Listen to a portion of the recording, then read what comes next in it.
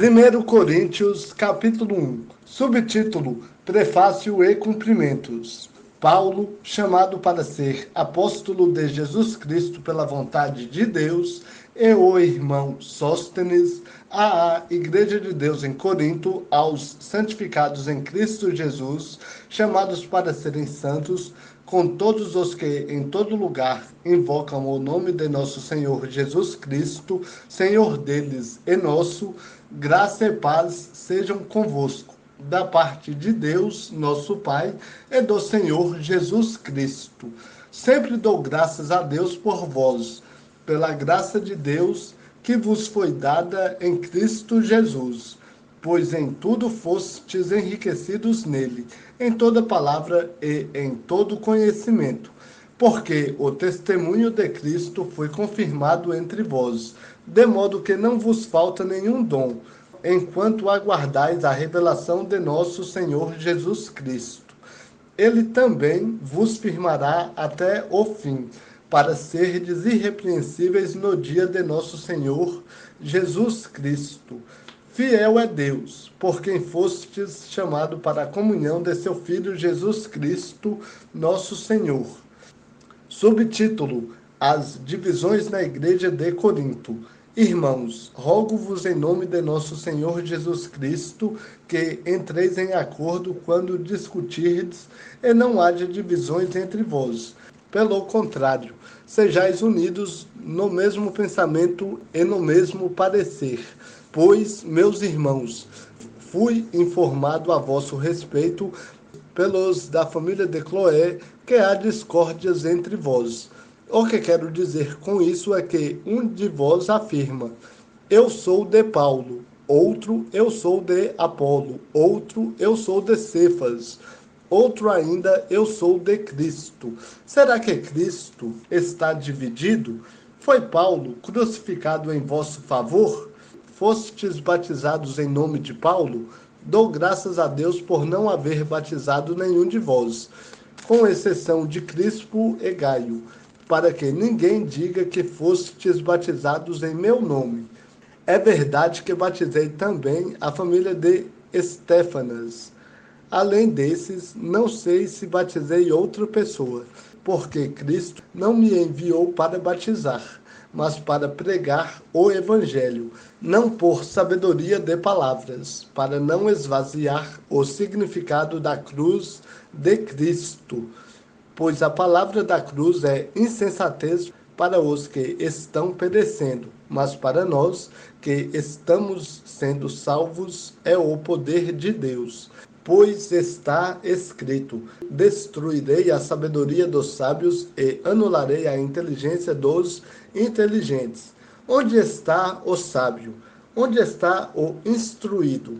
Onde está o questionador desta era? Por acaso Deus não tornou absurda a lógica deste mundo? Visto que, na sabedoria de Deus, o mundo, por sua própria sabedoria, não o conheceu. Foi do agrado de Deus salvar os que creem por meio do absurdo da pregação.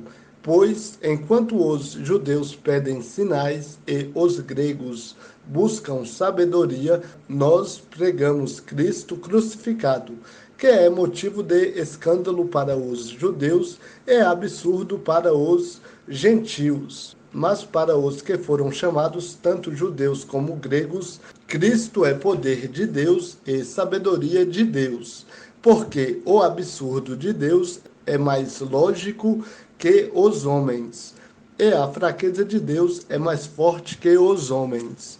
Irmãos, observai o vosso chamado. Não foram chamados muitos sábios, segundo critérios humanos, nem muitos poderosos, nem muitos nobres.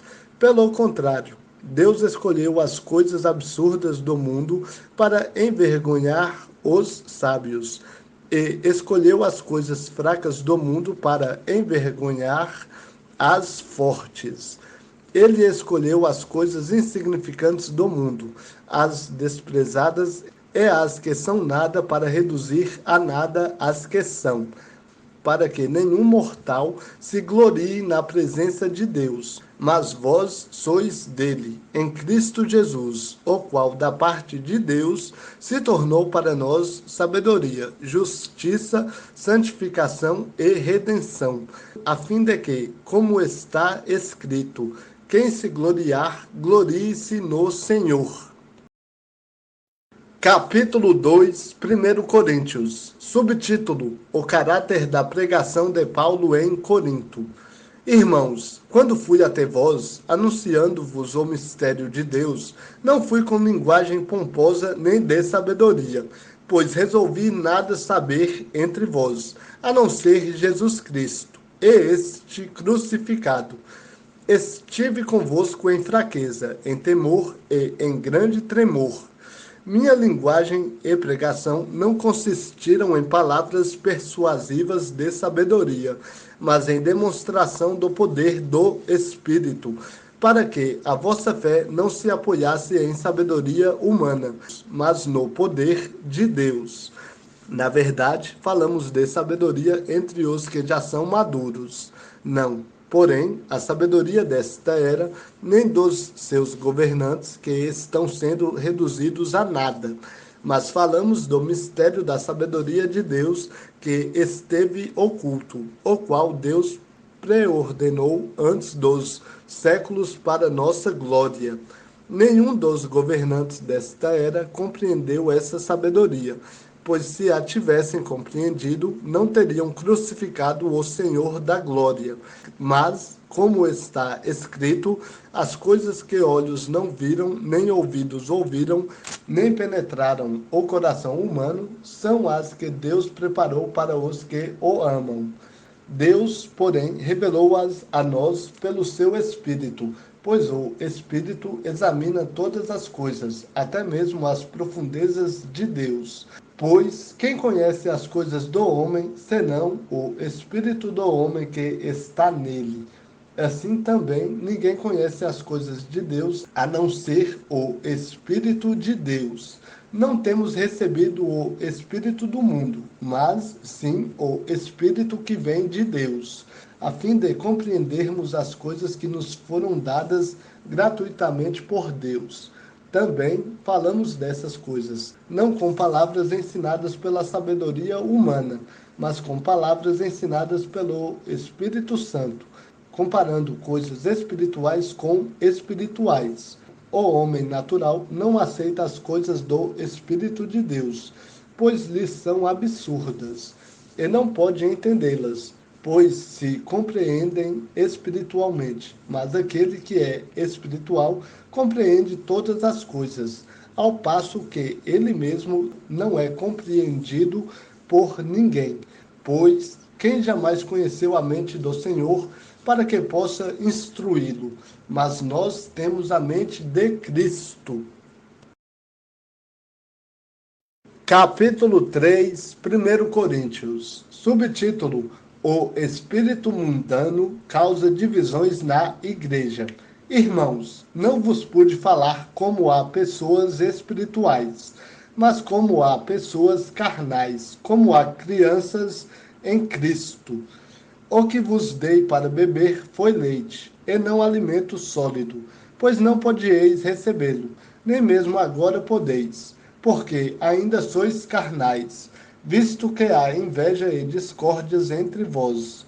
Por acaso não estáis sendo carnais, vivendo segundo padrões puramente humanos? Pois, quando alguém diz, eu sou de Paulo, e outro, eu sou de Apolo, não estáis agindo segundo padrões puramente humanos? Quem é Apolo? E quem é Paulo? São apenas servos por meio de quem crestes, conforme o Senhor concedeu a cada um. Eu plantei, Apolo regou, mas foi Deus quem deu o crescimento. De modo que nem o que planta, nem o que rega são alguma coisa, mas sim Deus, que dá o crescimento.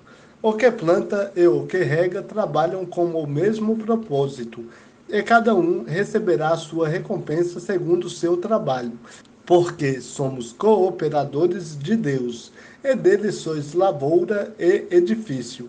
Segundo a graça de Deus que me foi dada, lancei o alicerce como sábio construtor. e outro constrói sobre ele. Mas cada um veja como constrói, porque ninguém pode lançar outro alicerce além do que já está posto, o qual é Jesus Cristo.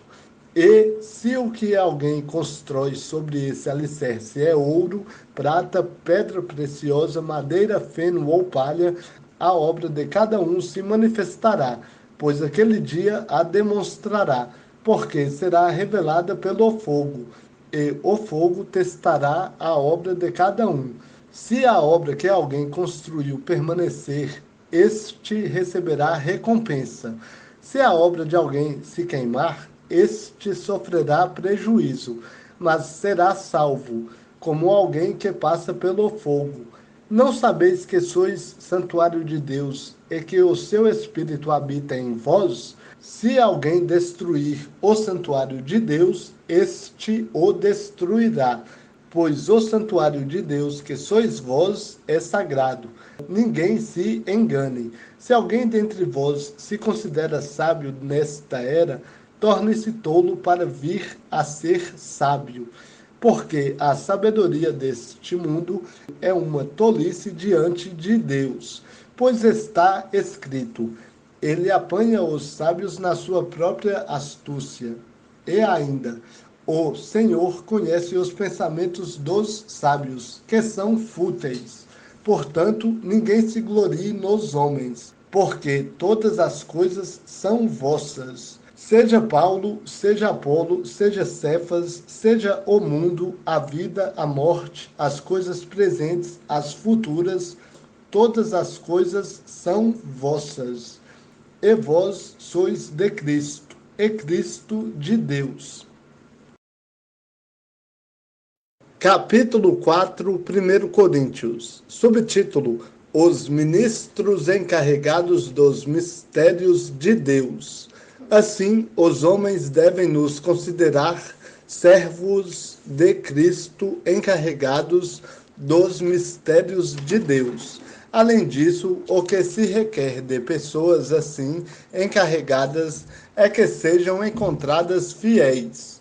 No entanto, pouco me importa se sou julgado por vós ou por qualquer tribunal humano. De fato, nem eu julgo a mim mesmo, pois, embora eu esteja consciente de que não há nada contra mim, nem por isso me justifico, pois quem me julga é o Senhor. Portanto, nada julgueis antes do tempo, até que venha o Senhor, o qual não só trará à luz as coisas ocultas das trevas, mas também manifestará os motivos dos corações. Então, cada um receberá seu reconhecimento da parte de Deus. Subtítulo: O orgulho dos coríntios é a humildade do apóstolo. Irmãos, apliquei essas coisas a mim e a Apolo, por causa de vós, para que aprendais por nosso intermédio a não ir além do que está escrito, de modo que nenhum de vós se encha de orgulho em favor de um contra o outro. Pois quem te faz diferente dos demais? E o que tens que não tenhas recebido? E, se o recebeste, por que te orgulhas, como se não o tivesses recebido? Já estais satisfeitos, já estais ricos, sem nós já chegastes a reinar. Quisera eu reinasseis de fato, para que também nós reinássemos convosco.